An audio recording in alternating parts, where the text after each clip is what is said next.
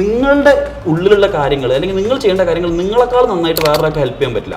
അപ്പം എൻ്റെ പ്രശ്നങ്ങൾ ഇപ്പം ഞാൻ റിപ്പീറ്റ് ചെയ്യുമ്പോൾ എനിക്ക് എൻ്റെ പഠിത്തത്തിൽ കുറേ പ്രശ്നങ്ങൾ വന്നിട്ടുണ്ടെങ്കിൽ അത് എന്നെക്കാൾ നന്നായിട്ട് വേറൊരാൾക്ക് ഐഡന്റിഫൈ ചെയ്യാൻ പറ്റില്ല. അപ്പോൾ നമ്മൾ എന്താണ് പ്രശ്നം നോക്കിയിട്ട് സ്വയം റെക്ടിഫൈ ചെയ്തിട്ട് മുന്നോട്ട് നീങ്ങും. ഒബ്വിയസ്ലി നിങ്ങളുടെ സ്റ്റഡി മെത്തേഡിൽ എന്തോ ഒരു പ്രശ്നമുണ്ട്, അല്ലെങ്കിൽ നിങ്ങൾ ടു ആങ്ഷ്യസ് ആണ്. ഇത് രണ്ടും കാരണമാണ് നമ്മുടെ മാർക്സ് ഗ്രോ ചെയ്യുന്നത്. ശരിക്കും പറഞ്ഞാൽ നിങ്ങൾ പോകുന്നത് ഇമ്മൻസ് സ്ട്രെസ്സിലൂടെയാണ്, അതിലൊരു സംശയമില്ല. അപ്പം ആങ്സൈറ്റി ഡെവലപ്പ് ചെയ്യുക എന്നുള്ളത് അവിടെ വളരെ നോർമൽ ആയിട്ടുള്ളൊരു കാര്യമാണ്. അത് ആർക്കും ഡെവലപ്പ് ചെയ്യാം. അപ്പം നമ്മളത് എത്ര ബെറ്റർ ആയിട്ട് ഹാൻഡിൽ ചെയ്യുന്നുള്ളതാണ്. ഇനിയിപ്പോൾ ഇൻ കേസ് നിങ്ങളിത് എത്ര കഷ്ടപ്പെട്ട് പഠിച്ചതെല്ലാം കഴിഞ്ഞ് നിങ്ങൾക്ക് എൻട്രൻസ് കിട്ടില്ല എന്ന് വിചാരിച്ചോ, ഒരു പ്രശ്നവുമില്ല. ഇതൊന്നുമല്ല ജീവിതത്തിൻ്റെ അവസാനം.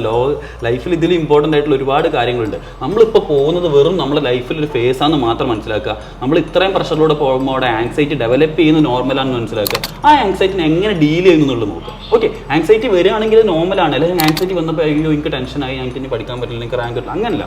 ആങ്സൈറ്റി വരിക എന്ന് പറഞ്ഞാൽ ഇതിൻ്റെ ഒരു ഭാഗമാണ്. അപ്പോൾ ഇത് വരുമ്പോൾ ആങ്സൈറ്റി നന്നായിട്ട് ഡീൽ ചെയ്യുന്നവർക്കാണ് നന്നായിട്ട് മാർക്ക് കിട്ടുന്നത്. അപ്പോൾ ഞാൻ എങ്ങനെ ആങ്സൈറ്റി നന്നായിട്ട് ഡീൽ ചെയ്യും, അതായിരിക്കും നമ്മളുടെ ചോദ്യം.